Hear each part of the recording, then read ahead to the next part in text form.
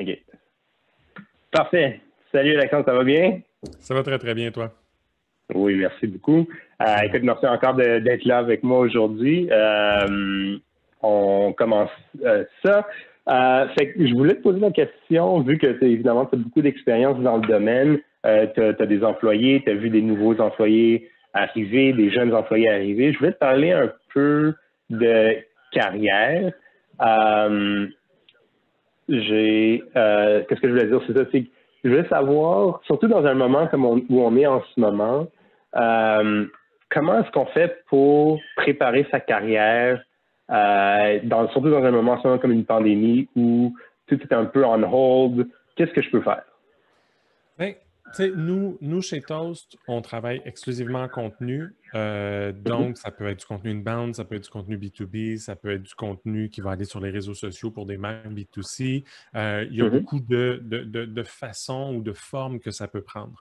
Une des ouais, choses qu'on mentionne souvent quand on explique à certains de nos clients dans quelle posture on arrive, puis dans quelle posture on est quand on travaille au niveau du contenu, ce qu'on dit souvent, c'est que le travail qu'on va faire va se rapprocher beaucoup plus du mhm, journalisme et du documentaire OK, que de la pub pure. Donc, ce qui fait que les gens qui vont travailler avec nous, on essaie d'aller chercher des gens qui ont une certaine compréhension, non pas nécessairement du milieu journalistique en soi, mais une mhm, certaine sensibilité par rapport à cette capacité à adapter un message et expliquer les choses peut-être plus en profondeur, plutôt que de simplement travailler dans une approche de direct response, dans une approche de call to action, dans une approche de conversion, qui est d'ailleurs peut-être ce sur quoi ils ont été formés à l'école.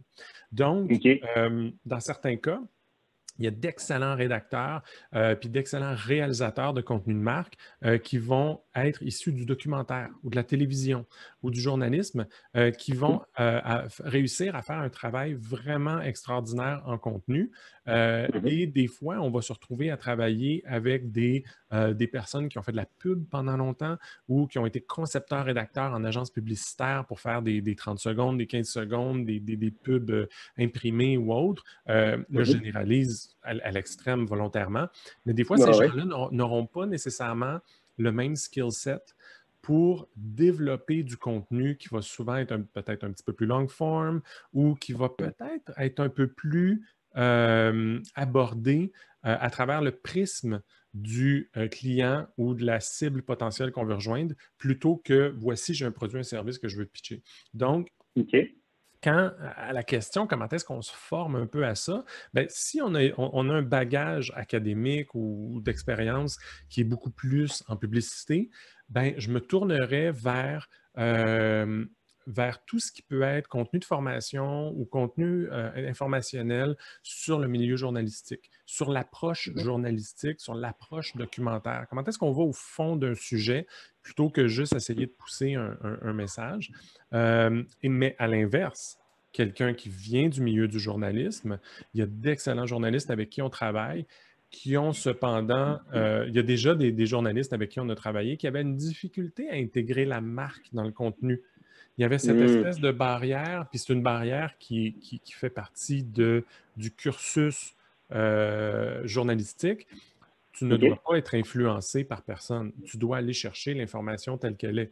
Un contenu de marque, c'est pas ça. On veut Mm. avoir cette information-là, mais la personne qui te remet un chèque de paye, c'est une marque et elle a des objectifs. Donc, il faut que tu trouves la bonne balance entre avoir un contenu qui est factuel, j'exagère, mais Mhm, qui est informationnel ou éducationnel, mhm. mais en même temps, tu dois intégrer une marque à l'intérieur de ça. Donc, tu dois servir la marque à l'intérieur de ça. Donc, c'est une belle balance entre les deux. Donc, il faut avoir un peu le cerveau des deux côtés. Le cerveau du côté publicitaire, puis le cerveau du côté journalistique, puis mettre ça ensemble pour faire du contenu. Donc, tu sais, en temps de crise, en temps de COVID, on a du temps. Ben, dépendant de quel bord on est, d'aller chercher un Ouais. peu des insights, puis des tips and tricks, puis des façons de faire qui viennent de l'autre côté de la clôture. Et puis, j'ai peut-être deux questions de suivi sur là-dessus. Mais la première, ça serait, est-ce que tu sans rentrer dans pas trop les détails, mais aller trop loin, est-ce que tu as des exemples ou des idées de type de formation? Est-ce que tu as déjà vu des formations genre Udemy ou LinkedIn Learning ou quelque chose comme ça qui pourraient être pertinentes? Et de un, et puis de deux, où est-ce que tu vois l'expérience personnelle d'un individu? C'est-à-dire, est-ce que ça vaudrait la peine de démarrer un podcast ou une série vidéo? Pas nécessairement mais juste pour se pratiquer puis démontrer, ben regarde, j'avais rien, mais là j'ai parti une chaîne YouTube, puis là j'ai une centaine d'épisodes, puis voici ce que j'ai appris. Fait qu'un peu les deux, où est-ce que je peux me former? C'est des exemples. Et puis de deux, parce que où tu vois l'expérience personnelle dans tout ça? Bien, pour ce qui est de la formation, deux endroits que je suggérerais de regarder.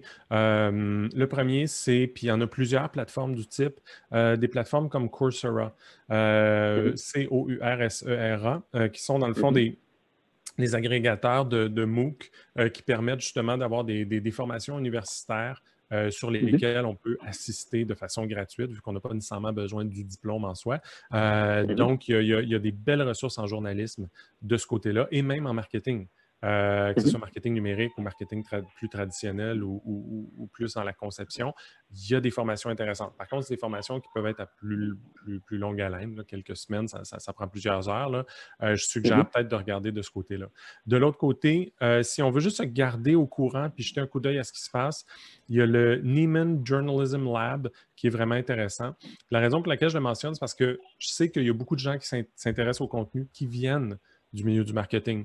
Donc, en ce moment, je pointe peut-être un peu plus, entre autres, sur une ressource qui est très journalistique, mais qui permet de voir comment les journalistes pensent, réfléchissent, abordent la couverture en temps de crise, comment ils abordent le tone and manner à appliquer, quels sont les outils à la disposition des journalistes pour produire leur propre contenu, comment faire un contenu audio, comment faire un court reportage vidéo, des choses comme ça. Ça amène des réflexions sur la structure qu'il faut mettre. Peut-être justement que ça va sensibiliser certaines personnes qui ont une grande expérience en pub c'est peut-être possible avec un micro et un iPhone de faire quelque chose de très bon en termes de contenu, puis on n'a pas besoin de déployer la grande machinerie puis de faire une pub d'un demi-million. Donc, il y a ces sensibilités-là. Pour l'inverse, les journalistes qui veulent se familiariser avec le contenu, de ce côté-là, je pointe toujours la même ressource, Content Marketing Institute. La ressource ultime. Je pense que si on lit tout ce qu'il y a là-dessus, on a déjà une excellente base sur la façon dont on doit aborder le contenu. Puis cette ressource-là est peut-être valide autant pour les gens en marketing qui veulent se familiariser avec le contenu que des gens de journalisme qui veulent se familiariser avec le contenu de marque. Je vais y arriver, je manque de voyelles, juste à mon deuxième café. Mais ça, c'est des ressources qu'il y a. Et ensuite, quoi faire? Je pense que c'est de trouver un sujet qui nous intéresse et peut-être, justement, comme tu le suggérais, commencer à développer quelque chose. Ce qui est le plus facile, c'est le contenu rédactionnel, le contenu écrit.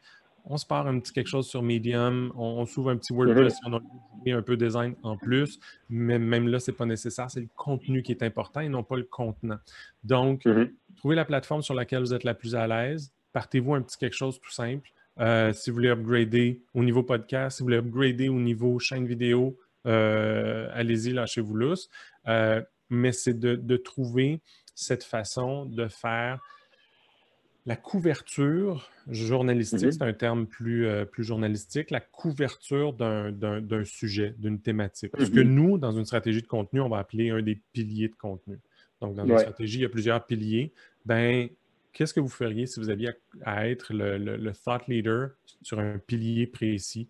Que ce soit en jardinage, que ce soit en journalisme, que ce soit en je ne sais quoi, en fer forgé. Trouvez qu'est-ce qui vous intéresse et commencez à rédiger. Puis votre but, vous allez réaliser, parce que vous n'écrivez pas nécessairement pour un client à ce moment-là, votre objectif va être vraiment d'informer votre audience sur un sujet. Si amener un client se pointe, vous allez pouvoir plus facilement commencer à intégrer ses propres besoins ou ses propres thématiques ou ses propres objectifs à l'intérieur d'un contenu que vous aurez déjà fait. Donc, c'est un peu de cette façon-là, je verrais ça. Super. Écoute, clairement, je n'ai pas une technique ce matin, mais je te posais la question parce que c'est sûr, j'ai œuvré beaucoup plus du côté marketing, mais j'ai vu qu'il y a beaucoup de jeunes marketeurs qui attendent d'avoir l'expérience nécessaire. Mais je pense qu'on a beaucoup d'outils à notre disposition en ce moment pour commencer. Moi, je ne me connais pas du tout en vidéo, puis j'ai commencé cette affaire-là. Puis comme là, bon, c'est apprendre à dealer avec des problèmes techniques en milieu d'entrevue, puis des trucs comme ça. Tu peux pas apprendre, si tu attends d'avoir un emploi pour apprendre tout ça, tu n'es pas obligé. Là. Puis je pense que de plus en plus, les employeurs vont aller vers les jeunes ou jeunes d'âge ou d'expérience qui sont pris, qui ont entrepris de prendre cette expérience par eux-mêmes. Là. Bien, je pense que, puis je pense que c'est important aussi de pas faire de l'âgisme un peu, si on veut, puis de dire, puis aussi de commencer à sensibiliser peut-être les gens qui ont une très grande expérience, qui ont travaillé 20 ans, 25 ans en agence, puis qui ont le goût de faire quelque chose de différent, sur le fait que faire de nouveaux apprentissages aujourd'hui, c'est pas nécessairement complexe. C'est plus comme c'était justement il y a peut-être 25-30 ans où la façon d'apprendre était de retourner à l'école. De nos jours, je pense qu'on peut vraiment sensibiliser les seniors de ce monde qui ont des fois justement peut-être un désir, hey, j'ai peut-être le goût, pas nécessairement de me réinventer, là, mais j'ai le goût de faire d'autres choses, puis commencer à pointer des ressources, comme je mentionnais, pour justement leverager leur expérience puis leur skill set sur d'autres choses. Parce que je pense que, puis pour avoir travaillé avec des gens justement qui ont une énorme expérience, quand tu t'intègres ces gens-là dans ton équipe, le bonus est x2. Puis c'est rendu là, c'est plus une question d'attitude de la part de la personne que d'une question d'aptitude en tant que telle. Parce que encore là, ça peut s'apprendre. Puis le gap, des fois, entre la grande expérience qu'il y a eu puis le petit gap qui fait que cette personne-là se sent vraiment « Hey, je suis encore up-to-date. » Puis je suis pas en train... J'étais up-to-date, mais je suis surtout pas en train de perdre mon air d'aller. Va donner un bénéfice même à tous les jeunes de l'équipe. Super.